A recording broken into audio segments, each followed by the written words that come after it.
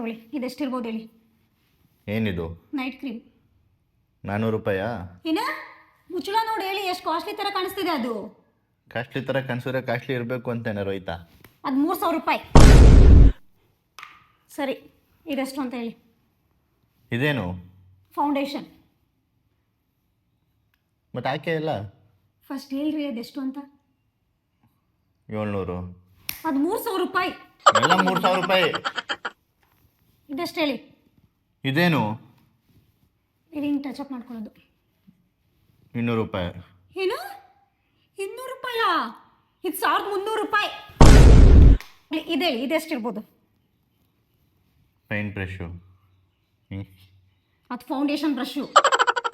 ಇನ್ನೊಂದು 300 ರೂಪಾಯಿ ಇರ್ಬೋದು. 900 ರೂಪಾಯಿ ಇದು. ಇಷ್ಟೊಂದು ದುಡ್ಡು ಕೊಟ್ಟೆಲ್ಲ ಏನಕ್ಕೆ ತಗೋತೀಯಾ? ಮುಖ ಹಚ್ಕೊಳಕ್ಕೆ. ಅದನ್ನ ಇದು ಬ್ರಷ್ ಬರುತ್ತಲ್ಲ ಪೈಂಟ್ ಮಾಡೋದು, ಅದನ್ನೇ ಹಾಕೋಬೋದಿತ್ತಲ್ಲ.